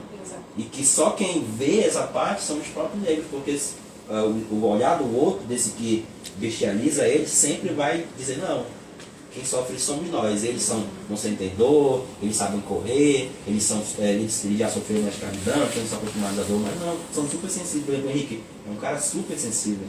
O romance é muito musical, né? Então toda essa sensibilidade Por isso que, eu entendo a Marta assim, como uma mulher muito complexa, né? Ela é muito complexa, ela é aquele ser humano nietzscheano, né? Demasiadamente humano, né? Eu vejo ela dessa Essa forma. referência do Fanon é bem importante para entender também a marca, né? Porque é a dor de ser negra, no final das contas. Tem aquela obra da Bianca Santana, que é um livro bem bacaninha, que é Quando Me Descobri Negra. A Bianca tem cuidado do legado da Sueli Carneiro, da casa Sueli Carneiro, é bem bacana o trabalho que ela faz, é jornalista e escritora também, né? Mas eu lembro que alguém fazendo um contraponto, se vocês lembrarem, tiverem melhor memória, diz assim, bem, eu não me descobri negra, eu fui acusada de ser negra. Então é isso, né? Tem como o Henrique, quando nessa situação em que de racismo recreativo, né? Com a família da primeira namorada branca, tem as acusações ali, tem acusações. Então é isso, né? Tem essa dor de lidar com uma construção estereotipada que foi imposta a um grupo racial inteiro, né? E aí, E aquilo também é questão, a pele, ela interfere no avesso. Ou seja, os complexos da Marta, os complexos do Henrique, são por causa da pele e que afetam no avesso, né? Ou seja, essa disparidade de visões de mundo, porque cada um sofreu racismo à sua maneira. Ela queria ter essa prática, essa ajuda mais imediata. Ele já teve uma compreensão do racismo mais teórica, a partir do professor Oliveira, né? Então tudo isso vai afetando a intimidade, né? Ou seja, tem o avesso, essa intimidade, esse secreto, essa vida normal, mas inevitavelmente ele transpassa essas frestas da intimidade e atua ali. Torna doente as famílias, né? As pessoas deles. A maneira dele Na sua casa, ser, estar, ser visto no mundo, isso atinge. E aí, vocês falaram, né, interessante, óbvio a gente está falando aqui de pessoas negras, mas pensar em outros grupos, então, indígenas, como eu disse, esses dias eu estava lendo um pouquinho a respeito, né, esses dias não, faz um tempo, eu acho que era uma moça, ela era descendente de japoneses. E aí ela estava falando os estereótipos ela estava no carnaval e o cara chegava e falava assim, eu nunca fiquei com uma japa. E aí, enfim, isso é um exemplo, né? Ela falou assim, quem disse que eu sou japa? E aquela coisa toda, pertenço lá, pertenço aqui, sou japa demais para ser brasileira, sou brasileira demais para ser japonesa. Então são coisas que vão perpassando, realmente. Criam até uma crise identitária, né? Quem eu sou. Porque tenta se encontrar, eu acho que também essa questão da Marta, né? Que ela vai contra tudo isso, porque ela mesma ainda não conseguiu formular a sua própria identidade, sabe? Mas eu me reconheço como, né? E traz essas questões também, que não é só uma questão do racismo, mas uma questão de classe social, né? A mãe dela morre, ela não tem nenhum auxílio, nenhum benefício. Então tudo isso eu acho que vai fomentando para Marta futuramente, né, já na sua relação com o Henrique e com outras pessoas, como uma forma de se defender mesmo, né? Sim. Uma autodefesa dela, que vai trazendo essa complexidade que o Breno mostrou. Então vai muito além do racismo, acho que também da questão da classe social. A mãe dela morreu também, essa desestrutura familiar. Diferente, por exemplo, o Henrique teve uma estrutura familiar e o pai era ausente, né? Um pouquinho mais conturbada, mas estava ali, isso já só que a própria família do Henrique, eu acho que quando chega uma das namoradas do Henrique, acho que é a Juliana, e a irmã dele vai contra, não, mas ela é branca. Então ele já tem uma compreensão, a família dele, né? E a Marta não, ela é criada, tudo bem que a Madalena tenta ali, de alguma forma, mas ela também, o primeiro casamento é com uma pessoa branca. Né? Então acho que tudo isso vai fomentando para essa complexidade que a Marta traz, né? Essa questão identitária também. Eu acho que essa questão que ela levantou identitária é para a gente analisar também o lugar onde a história se passa, que é um lugar de contraste, querendo ou não. É mais fácil, entre aspas, reconhecer o que acontece ali de racismo, do sul, sim. Agora, eu fico só pensando assim, tipo, como seria uma vez da pele, uma história nesse estilo construída assim, no norte? Ia ser uma coisa muito diferente, porque O racismo aqui já é muito mais... tem a questão do colorismo, tem a questão de... Você não sabe... Você fica muito mais confuso em reconhecer racismo, né? Eu mesma... uma vez, assim, quando eu era já adolescente, eu pensei, então, ok, então eu acho que eu sou negra. Show. Sou negra. Aí vinha pessoas falar assim, não, você não é negra. E um monte de gente fala, você não é negra. Aí eu, tá, não sou negra, eu sou o quê? Por que quando eu entro em uma loja de maquiagem, eu sou seguida, né? E, tipo, aí começa essas nuances, assim, que você fica, ok, é difícil. Né? É difícil, assim, em cada parte do Brasil. Mas, assim, no Sul é interessante porque dá pra perceber o contraste mais facilmente. É algo que eu acho que é mais... Eu acho que o que dá pra pensar aqui também, e aí eu tô, não sei se faço besteira, se for falar, até a questão dos indígenas aqui também, então... Não, mas você não é indígena, né? Assim, enfim. Já ouvi falar, você não é indígena, você é caboclo. Tá certo. Aí, tipo, ok. E aí o ponto que você falou, né, que conversa justamente o que você falou, você é acusado, no caso você não foi acusada de ser negra, mas foi tirado, você se definiu, né? Não, você não é. E aí tem fala isso como elogio. Não, você não é negra, você é bonita. Já aconteceu, você não é negra, você é bonita. Tá, mas o que... Fala um hater. Racista. Racista. Muito ainda pra ouvir isso. Realmente, de fato, você é muito bonita, mas você não é negra. Você também é negra. Sem mais, né? Isso, sem o mas. O Abdias Nascimento ele falava no genocídio, esqueci o nome, do genocídio do povo negro, alguma coisa assim, e falar essa questão de te negar às vezes, porque às vezes o negro é visto como que é bem escuro, né? Quando você já não é tão escuro, você já é menos negro, então você é menos ruim. Né? Então isso eles colocam como se foi uma estratégia, de fato, né, para exterminar o povo negro. Né? E disse que no começo da história do Brasil, não no começo, logo depois da escravidão, da escravização, as mulheres eram abusadas por homens brancos que era para nascerem os morenos. Né? Então essa ideia de você é moreno e não é negro, né, e o moreno se sentir superior, né? Foi uma estratégia para exterminar com o povo mesmo. E além disso, né, só que o que ele coloca, o Abdias coloca, é que apesar de você ser moreno, um branco nunca vai te ver como um branco. Então você acaba, no discurso, em um certo discurso superficial, você é diferente, você não é negro. Mas no geral, você faz parte da população negra. Então, Sempre também naquele não lugar. Uma vez eu vi um rapaz que falou uma coisa interessante, que é tipo assim, se você está se perguntando o que você é, tenha certeza de uma coisa, branco você não é. É isso, você já está questionando. Você não é branco. Porque o branco ele não questiona o lugar dele, porque para ele todo lugar é o lugar dele. Já é algo naturalizado. Já é naturalizado. É aquela coisa, né? Falou sobre ser seguida, né? Pegando também o gancho da questão da gênero, né? Tinha uma outra pesquisadora que também aborda a questão da negritude e tudo mais. E aí ela ia fazer uma apresentação e tinha muitas mulheres, né? Seminário, e aí ela começou com a seguinte dinâmica, né? Todas nós aqui somos mulheres. Levanta a mão de quem já sofreu assédio. Todas levantaram. Quem já foi seguido em shopping? Só as colegas, né? As pesquisadoras. E é uma coisa assim que... E um grupinho, né? O grupinho não dizer que é um grupo pequeno, e já dá pra ver isso claramente. Exatamente. E aí é o que eu falo, né? Eu nunca...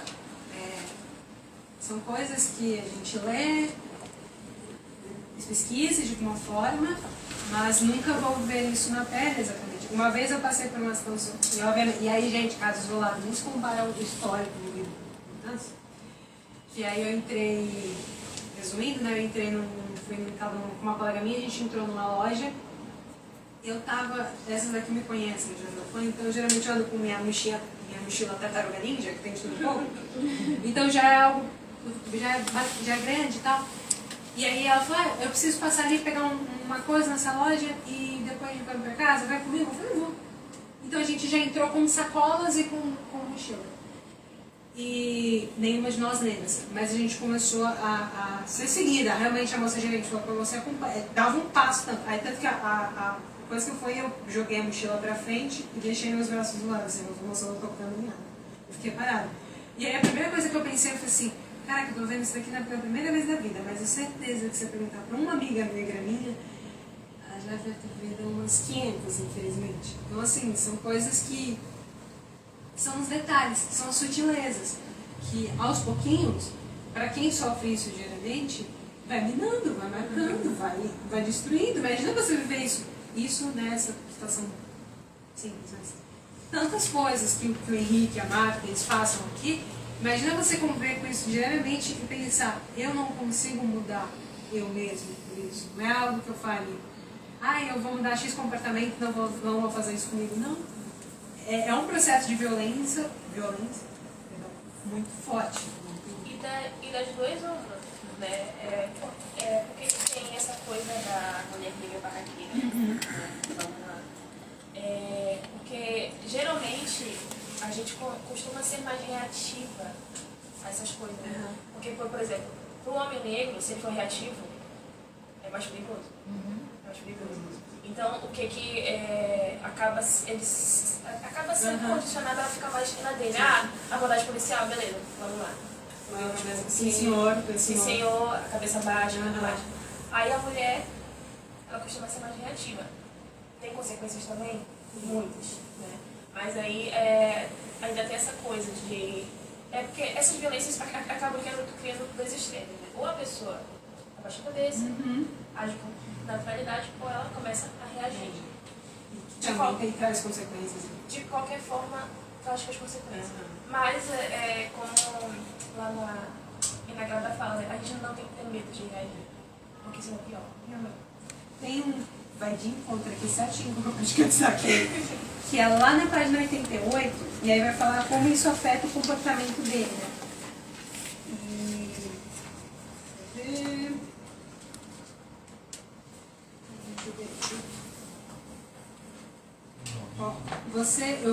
Você apenas pensou que havia um problema com você. Deixa eu ver se eu destaquei certo. Esse é 88. Isso, obrigada.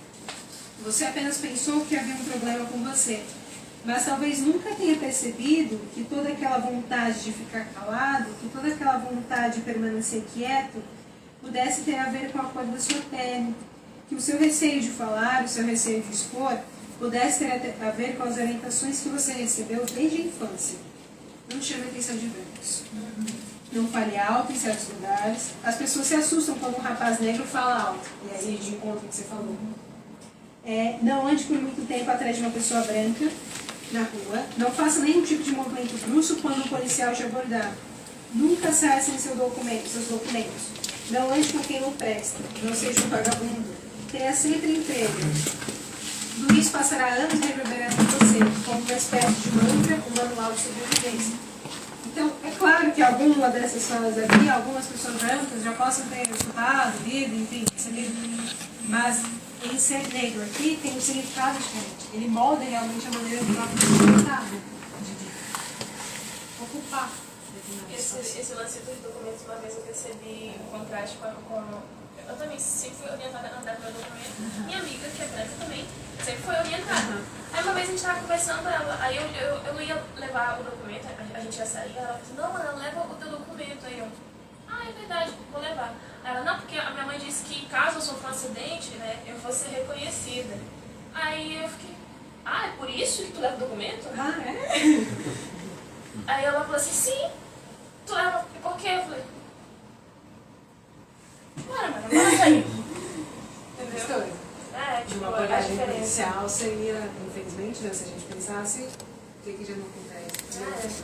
É bom destacar isso porque às vezes a gente destaca um problema vivido por pessoas negras, aí outras pessoas brancas falam assim, mas eu também passo por isso. Tá chorando por quê? Calma aí, que a dor, o ponto é diferente. E aí eu acho que aqui é um exemplo perfeito disso. É a mesma orientação? É a mesma orientação? Sim, mas o impacto e a reação é diferente. E aí a gente fala, né, de quando a gente não somos pessoas que passam por isso, é perceber os nossos privilégios, é se dar conta, é saber agir quando geralmente há necessidade dessas coisas. O próprio livro tem uma situação assim, acho que é na última parte, a barca, né? Quando os policiais estão na periferia lá procurando o cara que matou o cabo, aí eles veem no carro 3 negros e um branco. Aí eles mandam os negros descerem, ficarem assim na parede, e do branco perguntam: você tá bem? Tá, como é que tá? Isso, dentro do ônibus. Dentro do ônibus. Exato. Eles descem. E aí, tanto que até o cara, se não me engano, essa abordagem, ele tá com um livro, não vou lembrar o título agora, ele tá com um livro na bolsa, e o cara até começa a perguntar, e é meio que o livro dá uma espécie de aval ali, depois ele fala: não, ó, eu estudo, não. Ele tá falando da Bíblia. É a Bíblia, isso.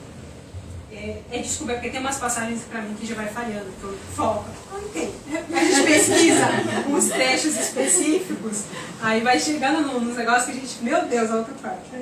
Só fazer mais uma coisinha sobre essa questão do documento, porque tudo bem, a orientação é a mesma, todo mundo tem que dar documento, né? Mas às vezes, eu não lembro se foi um conto ou um livro, eu não lembro agora qual foi, algum texto que eu li, que tinha uma situação das crianças andando de bicicleta, acho que na zona sul do Rio, uma era branca e uma era negra.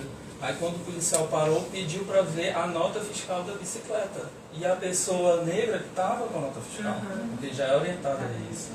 Né? Eu nunca imaginaria, vou andar de bicicleta e vou andar com a nota fiscal da bicicleta. Né? Então tem pessoas que andam com nota fiscal de notebook, de bicicleta, para poder não ser preso, né? Numa situação dessa. Né? Então, a orientação é real, né? Eu não lembro onde eu vi. Casal acusou o rapaz, tá? Sim. E eu disse: Não te dá foto, não? É igual, nesses contrastes, gente, se repete muito. sim, Só uma questão da infância, eu lembrei agora, tem um livro também que virou filme, se não me engano é O Ódio que você semeia. vou lembrar, Tem essa orientação também. É muito interessante. É uma obra. Bom, posso falar que seria ali pro Young, os jovens adultos, né? É um selo da Galera Record. É um público geralmente voltado para os adolescentes, por assim dizer. Mas é muito interessante, porque trata isso, tem uma adaptação também. E aí tem uma cena, que é na cena, acho que de jantar, e ele chega, o pai chega, é uma família negra, e o pai chega e fala para os filhos, ó, haja dessa forma, não reaja. Muito interessante também de trabalhar. Que eu botei para não segurar vocês aqui até meia-noite.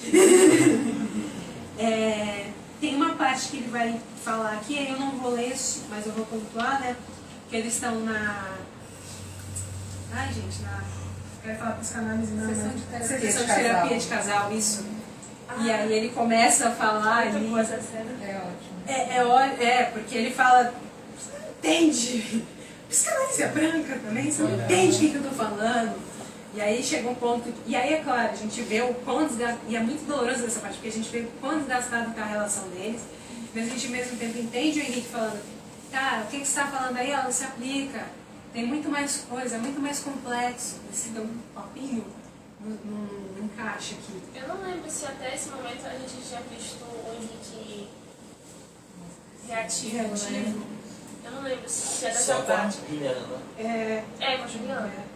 Mas aí são raros momentos, ele critica muito aqui dentro. Isso, é isso. Fazia um pensamento. E morava nele. O Henrique é isso. Nessa cena aqui é interessante porque ele fica assim, por quê? Sabe? Ele vai questionando, ele vai. E aí é irônico também. E aí dá meio que um desespero também, que ele. A cena dele encontrando a terapeuta dela, que depois acho que é num bar, se não me engano, e ela também tá, tipo, altamente bêbada, fazendo barraca, e ele fala, tá vendo? Algo assim. Enfim, são uns pequenas coisinhas. Aí, pra ir adiantando já pra mim. Fora que a Jane Isso, A Jane era coach também. isso, tem esse ponto. Ela tinha essa abordagem coach, né? Exato. Foi muito produtiva a essa sessão, lá. Vocês vão chegar ao alvo de vocês. Isso. E isso vai, com razão, vai cansando ele, não Mudar o seu mindset. isso, vai cansando. Vai dando uma coisa que ele... Tanto que ele fala, tem hora que ele começa a dar uma... Ele mente na coisa, ele fala, não, eu não tô sentindo, mas eu falo isso pra ver se enrola, sabe? Sai daquela situação. Né? Exato. Aí eu vou ser sincera, é que aqui eu separo as questões. Eu nunca tenho coragem de ler a cena do assassinato em si, porque eu falo que às vezes ler um trecho isolado não faz jus a toda a construção literária que é aquela cena. Eu estava numa... você não estava, mas foi uma aula, aquela aula que a gente tinha que dar mensagem, e aí um aluno falou, nossa, ele falou que aquela cena do assassinato dele, né, deu uma incomodada nele, porque ele falou, esperava, não sei como falar, é que ele falou de uma maneira que deu pra entender a linha de raciocínio dele, mas tipo, esperava tanto e no fim foi tão, sabe, tipo, e eu falei, como assim? Ele tem toda essa construção, e aí no momento que as coisas estavam certas, ele reagiu daquela forma, e ele morreu assim, eu falei, calma, vamos olhar com um pouco, externamente falando, justificando os personagens, não foi só aquele momento, ele tem todo um histórico. Ele já não aguentava mais suportar aquilo. E naquele último momento ele quer mostrar para aqueles personagens, eu não sou o que vocês estão falando, eu sou bandido, eu sou um professor. Olha aqui, o que eu estou fazendo, o que o meu trabalho faz. São várias abordagens, né? Isso, são várias. várias. Trabalhar de manhã cedo, os caras param lá. Exato. Então. E aí, e outro ponto... desculpa, vai. Não, eu só ia dizer que nessa cena parece... Eu não sei porquê, eu tenho a sensação de que eu vi que estava em transe. Dá essa sensação de que ele estava em transe, porque ele estava empolgado. É quase uma linha de euforia muito grande. Tanto que ele faz esse discurso. Fazendo um movimento brusco. Como se fosse a gente já leu até aqui que era instruído ele não fazer Ele isso. sabe que não. Porque esse aluno também ainda não foi professor. E quando a gente consegue dar uma boa aula, a gente fica muito empolgado. Caramba! Leu, ele trocou um olhar, entendeu? Exato. É isso. E aí, por que eu falo que eu não recordo, que não leio aqui esse trecho do assassinato em si? Porque eu acho que é uma construção. Se a gente pegar nesse trecho que marca, é uma construção. Que eu, pelo menos lendo, foi feita. Que eu sabia, eu comecei a ler, né? A gente já sabe o que aconteceu. Então, está se aproximando. E é toda uma construção. E eu acho interessante aqui também, que ele faz a faceta do policial, que ele não coloca como se fosse aquela coisa meio Disney, tipo vilão e mocinho. Não é maniqueísta, né? Exato. Não é que o policial seja o vilão. Porque a gente também tem o retrato dos sonhos. Então, a minha interpretação que eu faço aqui, eu falo, é tão estrutural, é tão intrínseco, é tão na tessitura da sociedade, que esse policial é instruído de alguma forma a isso. Aí volto, não estou justificando o assassinato. Mas, pelo amor de Deus, não é um crime. Mas é para tentar entender o porquê chegou naquele ponto. Ele também sofre violência. Sim. Ele sofre uma pressão do O Estado. Silvio ele até fala do estrutural, mas também do institucional. E a polícia é um dos órgãos mais Instruída a matar. É. E a matar pessoas específicas. Isso, os alvos, né? O sonho dele, né? Parece ser um filme de terror, né? Parece. Começa a aparecer vários negros, né? E aí ele fica naquela... Ele vai, e aí O cara morre eu no carro lá, né? Hã? Cabe assassinado também, né? Isso, Aí é toda essa questão, será que eu vou sair, vou voltar pra casa, isso tudo, né? É todo aquele estopim de... Bom, primeiro que teria de um lado a reação, que foi um colega morto, então eles querem reagir aquilo, mas também, né, eu volto. E a denúncia do próprio país, né? É uma denúncia do próprio país, né? Sim, com certeza. Ali é específico. Aí eu vou ler só um trechinho que aí fala do negócio do policial, né, da 142. Aí é só um trechinho mesmo, mas...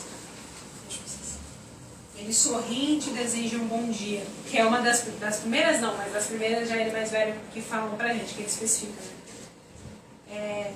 Que aí pra não ler, porque pra quem ainda não leu, tem um capítulo, que eu não vou lembrar qual, que ele descreve, eu acho que são umas 9 abordagens policiais, 9 ou 10, não. É a página 140, do capítulo 4 da 142. Ele escreve mais de 9, são 8. Abordagem, são, perdão, 7 abordagens policiais, né? Então, assim, para você ver que não é algo isolado, aleatório. E aí a 142 eu vou ler esse trecho que só fala: eles te sorriem e te desejam bom dia. Subiram em suas motos e foram embora. Você ficou ali na esquina, parado, ainda sob o olhar de gente desconfiada. Porque um suspeito é sempre um suspeito, mesmo que a polícia te libere e te diga bom dia e tenha um bom trabalho. Você, aos 50 anos, continuou sendo um suspeito. Essa parte eu acho que é No parte, né? Hã? No parte, essa parte? Não, é a parte que ele tá na frente do condomínio esperando a casa do condomínio, e aí ele tá esperando a carona da outra pessoa. Tem uma parte no parque também que ele compra uma jaqueta, né? Isso, Tá se achando com a é jaqueta, uma os das caras vão lá e- descrições. Isso, é uma das descrições. E é isso, essa sintetiza, tipo, mesmo que ali num primeiro momento, bom dia, bom trabalho, porque ele só recebe esse tratamento porque ele fala que ele é professor. E aí tem uma outra coisa também, Henrique, e a Marta também, porque a Marta, ela é tradutora e revisora. Então, eles não são, vou usar essa expressão, os coitados da narrativa. Eles têm uma posição, eles são professores, eles têm uma profissão. Então, eles têm uma posição de destaque também. Eles se conhecem na faculdade? Dá a entender que sim, é na faculdade, porque ele começa, a Juliana foi a primeira namorada branca, né? Mas na faculdade ele começa a sair com uma Suelen, que não é muito renomada, é só citar. E aí quando ele começa a sair com essa Suelen, a faculdade começa a comentar. Tipo, fulana tá trabalhando com fulana. E só que no caso do ponto de vista porque ele é negro e ela é branca. E aí a Marta também vai falar, ela meio que nota ele nesse ponto, de quando burburinho. Enfim, então é isso, eles também têm uma profissão e isso aí já muda o cenário para eles. Então, se a gente pensar, estou extrapolando aqui, mas se a gente pensar assim, Henrique aqui aos 50 anos, e se pegasse um outro jovem aí que não teria um emprego e etc., talvez até os graus de violência, as abordagens seriam diferentes entre Henrique e esse jovem, né? Porque o Henrique já teria sido esse falado, não, olha, tem profissão.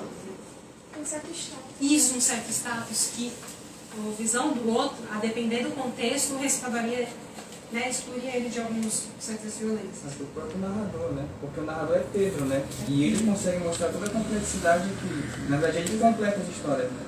Tipo a história do policial. A gente não sabe o que o policial sonhava, mas é o que o Pedro acha que o policial sonha devido a toda essa pressão que ele está vivendo. Exato. E aí tem muito disso que eu ainda também estou tentando desenvolver enquanto leitora, que é até que ponto a gente vê nesse... Porque ele está narrando, né? Então, por isso que eu falo da Marta, né? Até que ponto essas descrições que ele faz da Marta, porque ele fala em um ponto quando ele vai falar com a... Eu vou chamar ela de Sara, porque eu nunca sei pronunciar o nome dela, Sahariene, Sahariene, isso, né? A Sahariene é uma moça que ele começa a conversar, a sair, muito bem resolvida, é uma mulher negra muito bem resolvida ali, e ele acha que vai ter alguma coisa, mas não tem. E aí quando ela fala, né, ele fala, e seus pais? E ele fala, meu pai é professor, minha mãe é tradutora e revisora, e aí ele fala, não me dou muito bem com minha mãe, a gente tem um relacionamento difícil. E aí isso fica, é um duplo alegria, mas já dá pra gente ver, pode ser também que algumas coisas ali, né, como é que foi retratado. Interfere, né, na própria interpretação. Exato, na interpretação dele. Porque a minha sensação que eu tenho é que o Pedro, não sei, tá, se vocês, por favor, até como opinem, porque o pesquisador. A minha sensação que eu tenho é que o Pedro tem a visão da mãe como aquela que, de certa maneira, o machuca. E o pai também o machuca, mas é a ausência. Então, o pai, como o pai, de alguma maneira, mesmo presente foi ausente, tinha esse afastar-se no pensamento e morar nele, dá espaço nesse espaço, dá um campo